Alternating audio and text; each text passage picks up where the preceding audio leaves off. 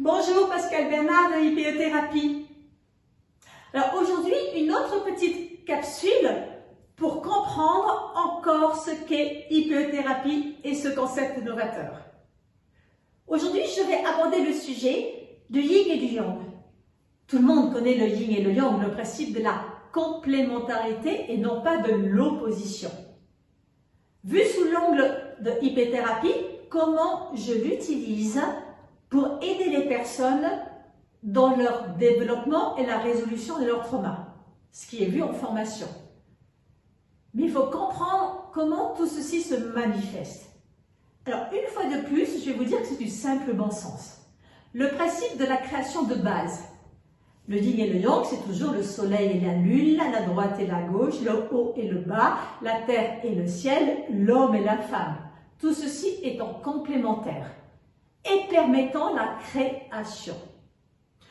La première cellule ne peut être créée que par la rencontre du spermatozoïde et de l'ovule, qui sont complémentaires.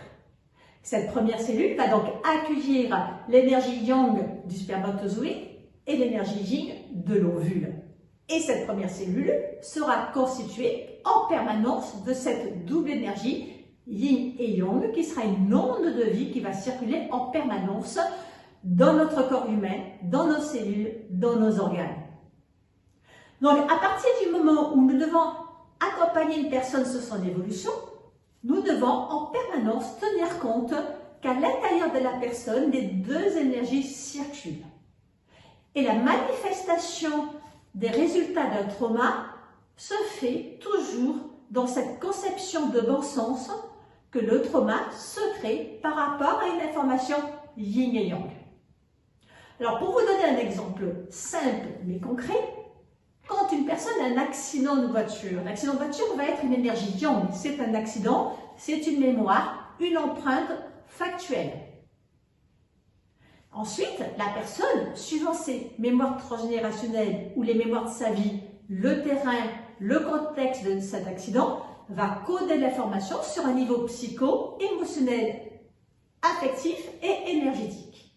Et ceci constitue à l'intérieur de nous l'énergie yin.